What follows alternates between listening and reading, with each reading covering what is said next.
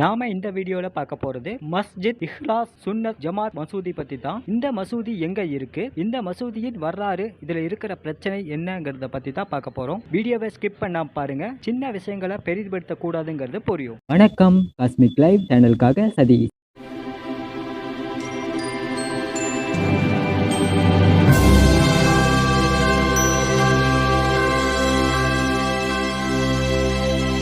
திருப்பூர் மாவட்டம் வேலம்பாளையம் மகாலட்சுமி நகர்ல செயல்படும் மசூதி இது. சையது பக்ருதீன் என்பவர் 2011 ஒரு இடத்தை விலைக்கு வாங்கினாரு.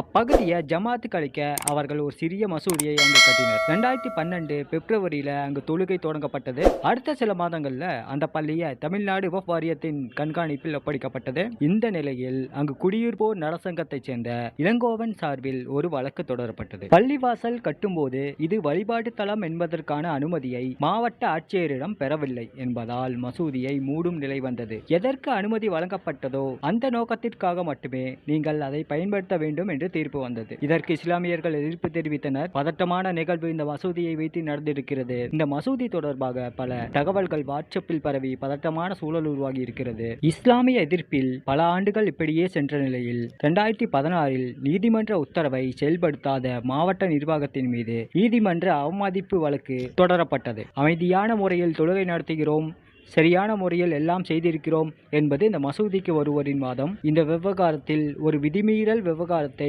ஒரு மத விவகாரமாக மாற்றும் சில காரியங்களும் நடந்திருக்கின்றன. இந்த பிரபஞ்சம் மிகப்பெரியது, அதில் அணுவின் அளவு கூட இல்லாத நாம் காட்சிகளோடு போராடி கொண்டிருக்கிறோம். இந்த பிரபஞ்ச சக்தி இல்லாத இடம் இல்லை. இந்த பிரபஞ்சம் அல்லாவாகவோ ஈசனாகவோ இயேசுவாகவோ எப்படி நினைத்தாலும் எந்த நிலையில் சென்றாலும் கடைசியில் சென்று சேரும் இடம் பிரபஞ்சமே. எல்லோருக்கும் அவரவர் உரிமை நிலைத்திருக்க செய்வதற்கே உலகில் சட்டங்கள் அமைந்திருக்கிறது.